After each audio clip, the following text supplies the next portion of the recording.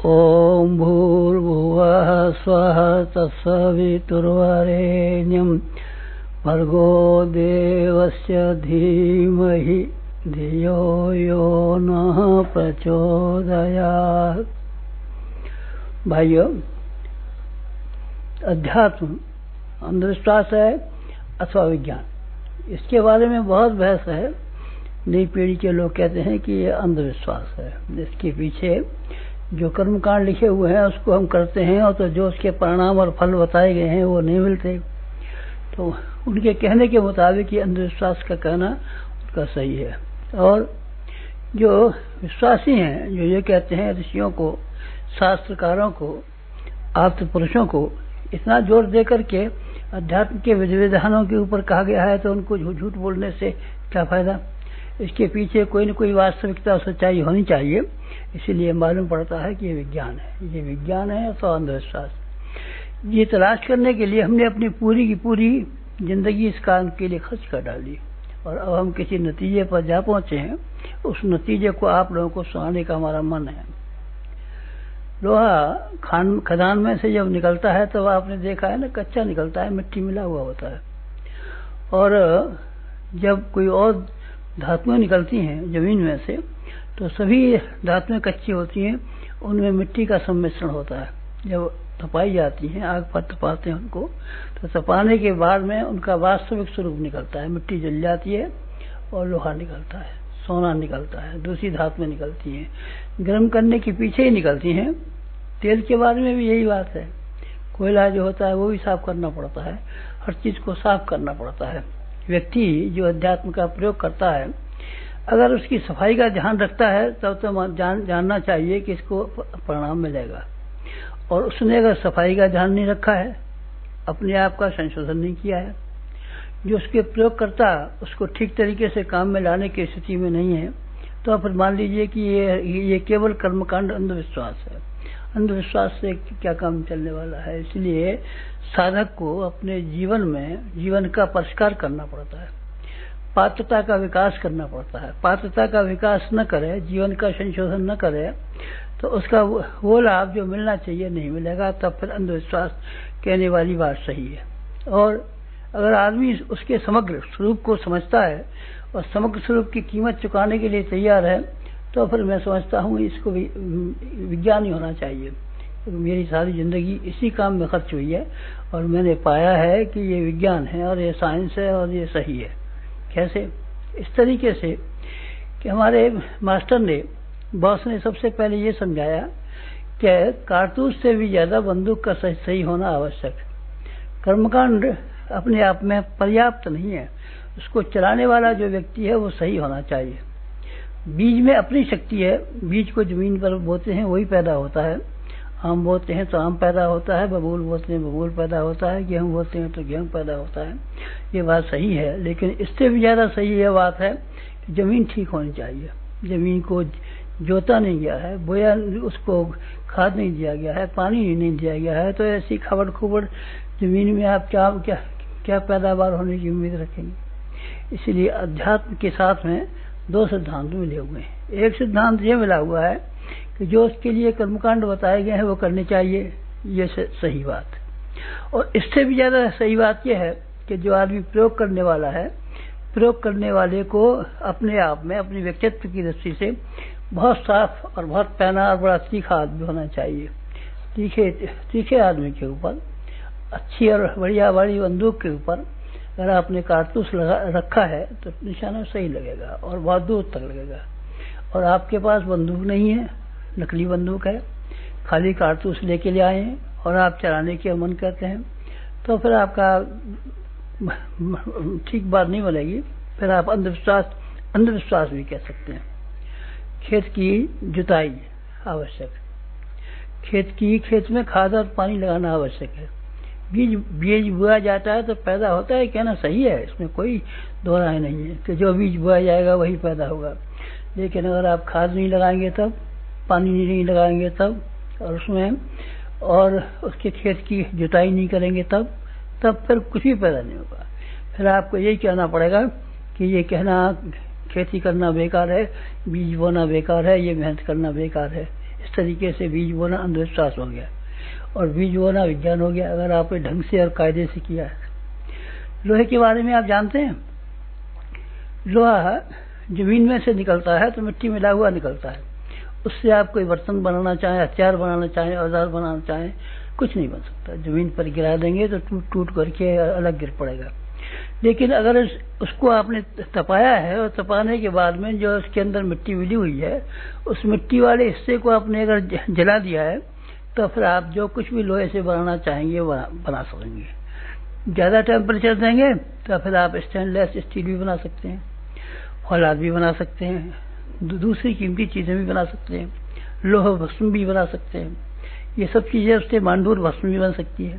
ये सब चीजें बन सकती हैं। ये ताप के ऊपर टिका हुआ है, लोहे के ऊपर नहीं। लोहा तो जैसा है वैसे ही रहेगा। यही बात अध्यात्म के सिद्धांतों के बारे में है। अध्यात्म के सिद्धांत जो आदमी जीवन में प्रयोग करता है, वो आदमी अपने आप को सही बना लेता है तो उसके चमत्कार जरूर दिखाई पड़ेंगे। रिद्धियां और सिद्धियां जैसे कि उसके बारे में बताया जाता है, सब बिल्कुल सही बैठेगी। कहीं भी गलती करने का मौका नहीं आएगा अगर आपने साफ किया है तो। पात्रता के हिसाब से मिलता है। बर्तन अगर आपके पास है तो आप उसी बर्तन के हिसाब से जो चीज लेना चाहें ले भी सकते हैं। खुले में रखें तो पानी उसके अंदर भरा जा सकता है। दूध लेने वाले के पास जाएं तो जितना बड़ा बर्तन है उतना ही बड़ा दूध देगा। ज्यादा दीजिए साहब, ज्यादा देंगे तो वो फैल जाएगा, फिर आपके किसी काम नहीं आएगा। इसीलिए पात्रता को अध्यात्म में सबसे ज्यादा महत्व दिया गया है। जो आदमी अध्यात्म का प्रयोग करते हैं वो अपने व्यक्तिगत जीवन में अपनी पात्रता का विकास कर रहे हैं कि नहीं कर रहे, ये बहुत जरूरी है। व्यक्तित्व अगर आदमी का सही नहीं है तो ये सब बातें गलत है। कपड़े को रंगने से पहले धोना होगा। धोएंगे नहीं तो मैले कपड़े को आप रंग लगाना चाहें तो कहाँ रंग आएगा? रंग आएगा ही नहीं। रंग से ही गलत हो जाएगा। इसी प्रकार से अगर आपका गर्म नहीं करेंगे धातुओं को तो उससे जेवर आप नहीं बना सकते। सोना सा ये लीजिए साहब, सोना इसका एक जेवर बना दीजिए, हार बना दीजिए, हार नहीं बन सकता। क्यों? इसलिए हार नहीं बन सकता कि उसको आपने ये नहीं किया है, सोने को गर्म नहीं किया है। गर्म होने से आप इनकार करते हैं। गर्म होने से इनकार करते हैं तो बताइए फिर सोना किस तरीके से बनेगा? इसीलिए गर्म करना व्यक्ति को, जो आदमी साधना के बारे में कुछ दिलचस्पी रखते हैं या उससे कुछ लाभ उठाना चाहते हैं, उनको सबसे पहला जो कदम रखना पड़ेगा अपने ऊपर के ऊपर रखना पड़ेगा। भगवान की साधना नहीं की जाती, उपासना भगवान की नहीं की जाती। कर्मकांड किसी को मनोहार नहीं है, कर्मकांड किसी की खुशामद नहीं है, कर्मकांड कोई बाजीगरी नहीं है। सिर्फ कर्मकांड का सारा उद्देश्य और मकसद यह है कि आदमी अपने आप को ठीक करके इस लायक बना ले कि उसके माध्यम से कर्मकांडों का और जो मंत्र हैं, जो विधि विधान है, देव पूजन है, उनका समुचित लाभ उठाया जाना संभव हो सके। अगर आप वो नहीं करते हैं तो बस इसी में फर्क पड़ जाता है और कोई फर्क नहीं पड़ता। आदमी को स्वयं ही बनना पड़ता है। आपने देखा है रेलगाड़ी में भाप चलाने के लिए रेलगाड़ी में थोड़ी सी भाप बना दी जाती है और वो पिस्टन के साथ जोड़ दी जाती है। पिस्टन के साथ जोड़ देने के बाद में फिर वो रेलगाड़ी को भी, इंजन को भी धकेल ले जाती है और सारे डिब्बों को खींच ले जाती है और हजारों मन लाखों मन वजन को खींच ले जाती है। क्योंकि वो भाप को एक कायदे से लगा गया, एक जगह लगा गया, संग्रहित कर दिया गया है। और अगर वो भाप फैला दी जाए तब तो हवा में फैल जाएगी, चारों तरफ बिखर जाएगी, फिर किसी काम नहीं आएगी।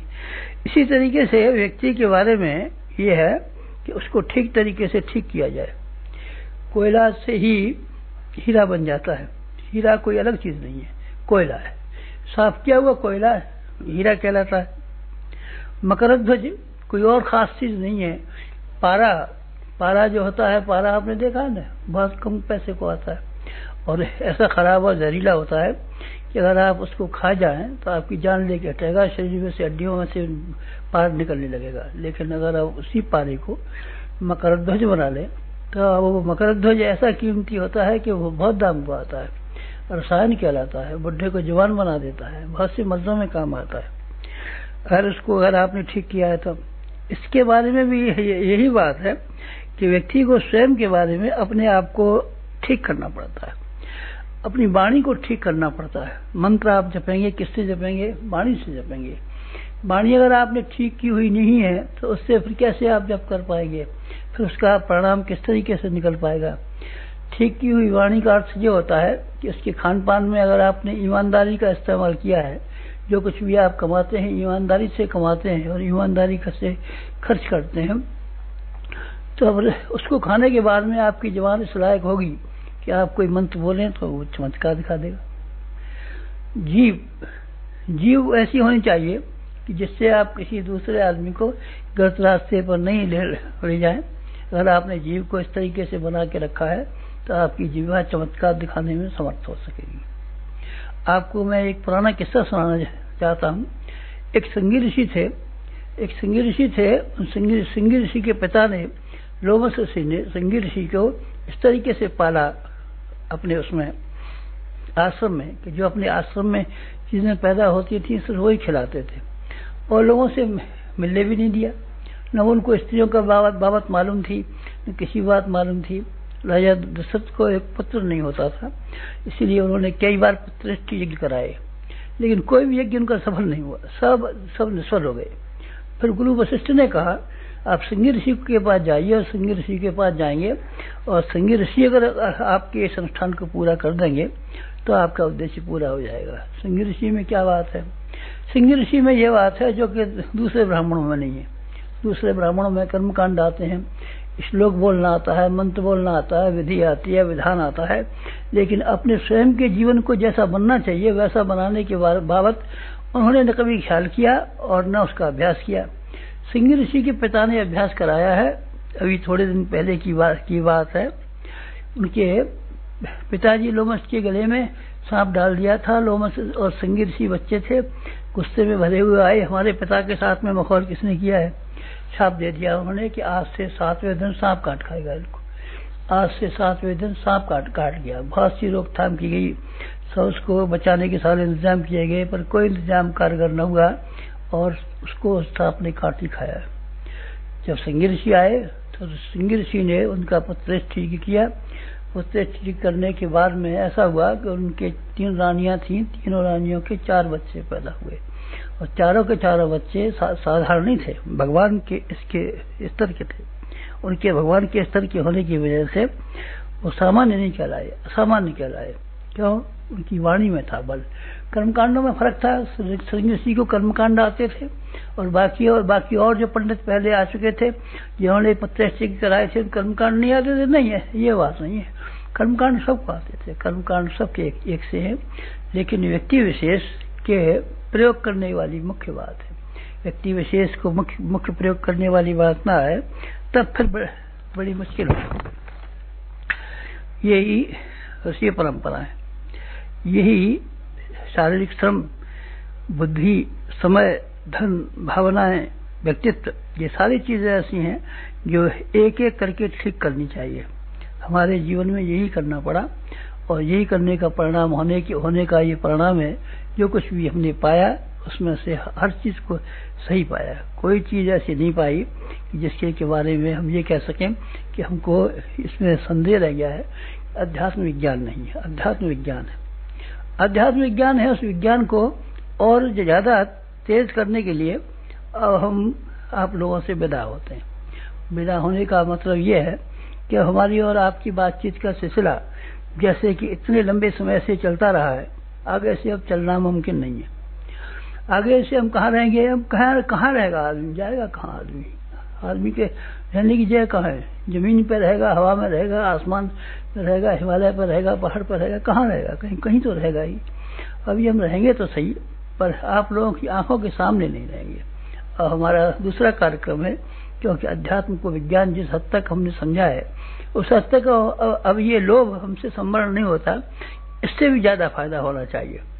व्यक्तियों की व्यक्तिगत समस्याओं का समाधान होना अध्यात्म से संभव है, लेकिन समूह का, समाज का, सारे विश्व का ये भी होने के लिए इसके लिए उससे भी बड़ी ताकत की जरूरत है। अब तक हमने जैसी उपासना की है उससे अब हमको बड़ी उपासना करने की आवश्यकता पड़ी। इसलिए अब आप लोगों से विदा लेते हैं। क्यों? साथ रहते तब 4 था, तब यह अर्थ था कि शक्तियां फैल पड़ती हैं, बिखर जाती है। बंदूक चलाने वाला एक निशाने पर लगाता है तो निशाना ठीक फैल जाता है। कभी इससे बात कर रहा है, इधर देख रहा है, इधर देख रहा है, इधर देख रहा है, तो बात बनती नहीं है।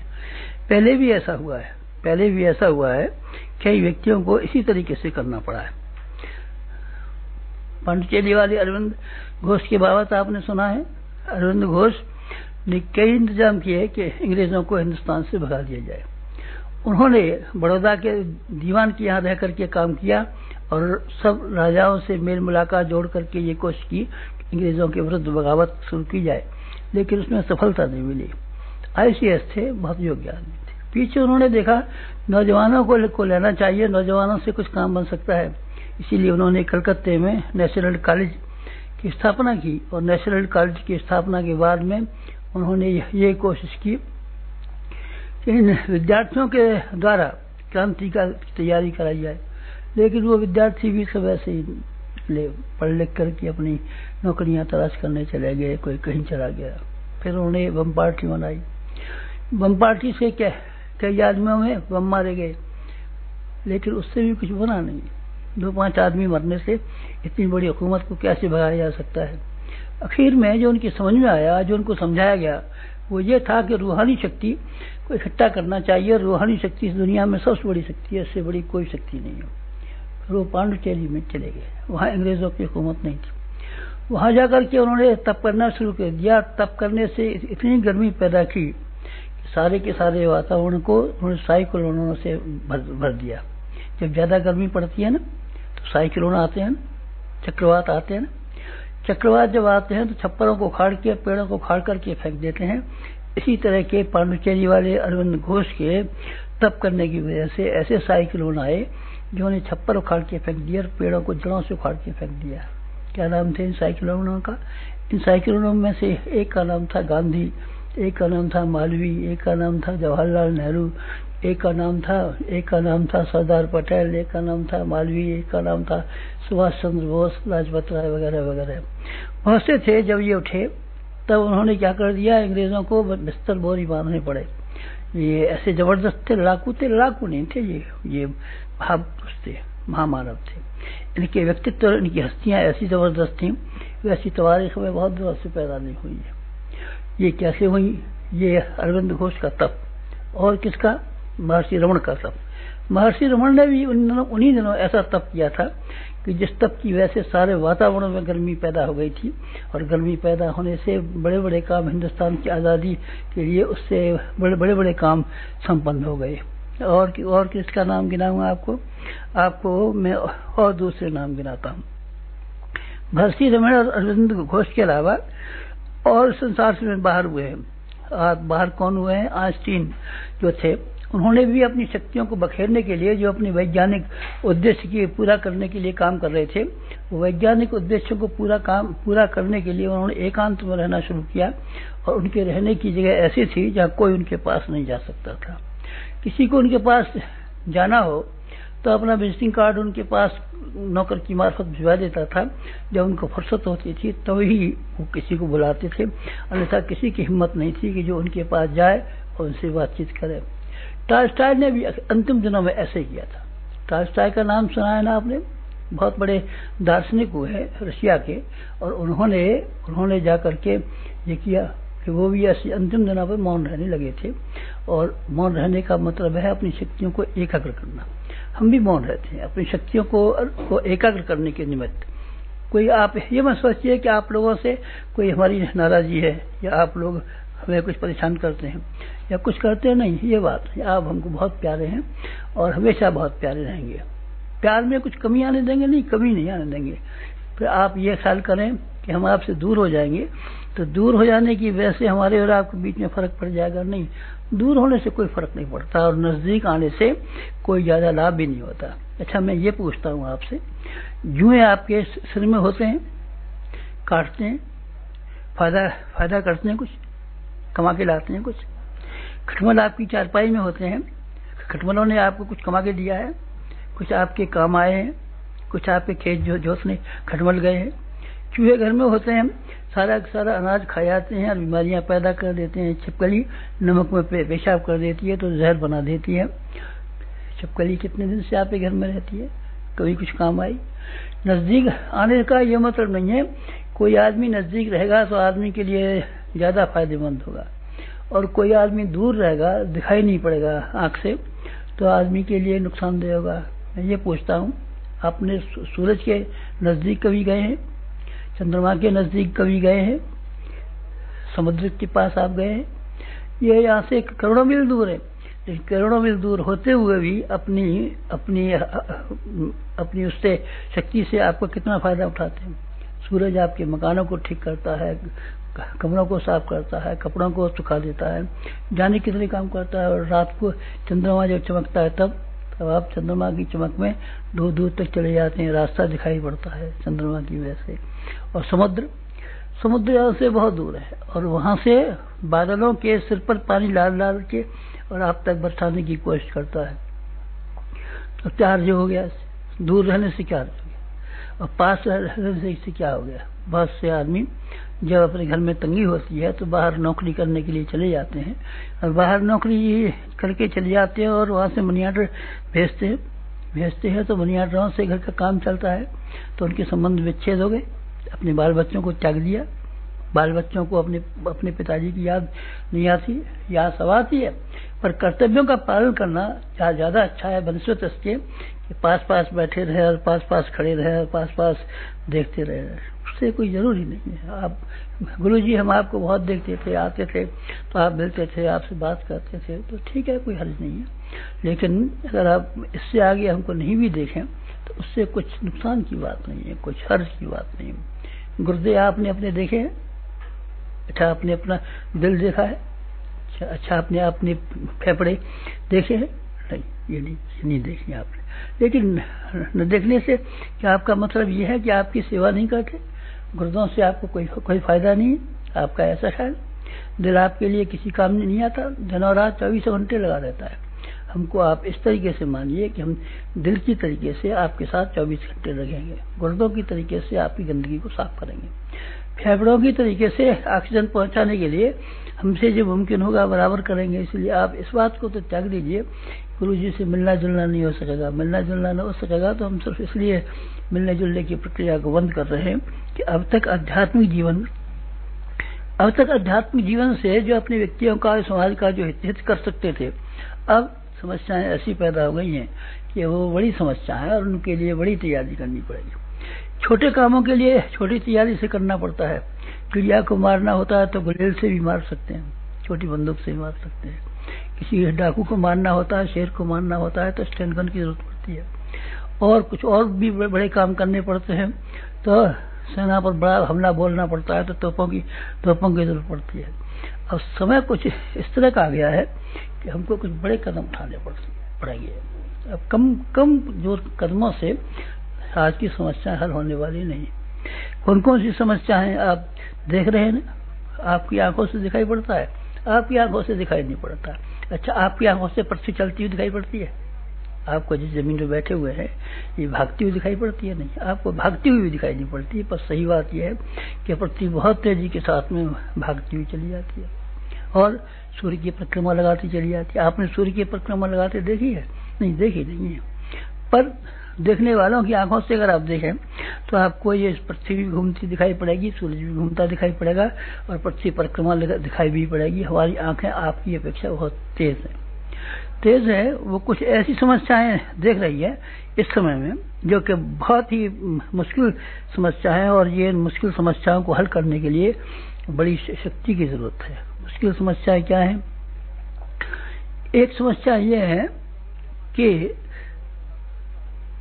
जहर पैदा, ये जो उसका औद्योगिकरण हुआ है, औद्योगिकरण ने जहर ही जहर भर दिया है। हवा में जहर, पानी में जहर, मिट्टी में जहर, मिट्टी में जो कुछ भी चीजें छिड़की जाती हैं, रासायनिक खाद छिड़कते हैं, कीड़े मारने की दवा छिड़कते हैं, ये डीडीटी से लेकर के दूसरी चीजों तक सब को मिट्टी ऐसी हुई जा रही है कि इसमें पैदा होने वाली घास तक जानवरों के लिए फायदेमंद नहीं रही है। अब वो सबके पास पानी भी गंदा होता चला जा रहा है।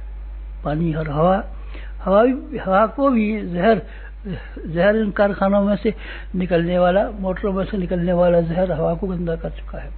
विकिरण एटम की जो खोज हुई है, अब इसमें से उसका उपयोग तो एक ही बार हुआ है जापान पर, लेकिन जब उसकी तैयारी के लिए काम कर रहे हैं उससे सारे का सारा वातावरण ऐसा जहरीला हुआ जा रहा है कि अपंग ही अपंग पैदा हो रहे हैं। जापान की आप पता तो लगाइए कि वहाँ को लगभग 40 वर्ष होने को आते हैं, इसके पीछे भी जो बच्चे पैदा हो रहे हैं या और जो हो रहे हैं, कैसे कैसे भयंकर हो रहे हैं और कैसे कैसे कैंसर से लेके बीमारियों तक पैदा हो रही हैं। ये चीज़ें वो है जो साइंस ने तमाम जगह भर दी है। एक चीज़ ऐसी है जो साइंस ने तो नहीं भरी है, पर हमारे और आपके ख्यालात, हमारे आपके ख्यालात ऐसे गंदे हो गए हैं कि ये परोक्ष वातावरण से गंदा हो गया है। परोक्ष वातावरण को गंदगी को दूर करने की बहुत सख्त जरूरत है। इनके लिए भी बहुत जरूरत है, चीज़ों को धोने के लिए, साफ करने के लिए।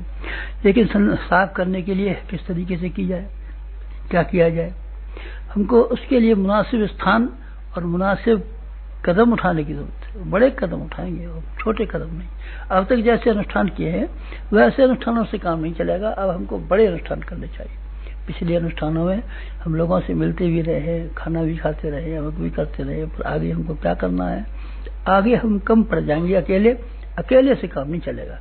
रामचंद्र जी से अकेले से काम नहीं चला था, इसीलिए वो सुग्रीव को बुलाने के लिए गए। सुग्रीव को बुलाने के बाद में हनुमान जी को बुलाने के लिए गए। हनुमान जी और सुग्रीव आ गए। फिर तब नल और नील को बुलाने गए। नल और नील पे संदेशा भेजा गया। सबने मिलकर के लंका को पार करने की, फतह करने की तैयारी की। अकेले रामचंद्र जी नहीं कर पाए।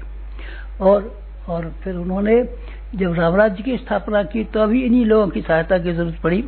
अकेले रामचंद्र जी रामराज्य की स्थापना नहीं कर सकते थे, हम अकेले कर नहीं पाएंगे। कुंती ने श्री कृष्ण भगवान की आज्ञा से मान करके 5 सहायक उनके लिए पैदा किए थे। 5 सहायक पैदा हुए थे, 5 देवताओं की शक्तियों से पैदा हुए थे। वो कौन कौन से थे? एक का नाम अर्जुन था, एक का नाम भीम था, एक का नाम युधिष्ठिर था, एक का नाम कर्ण था,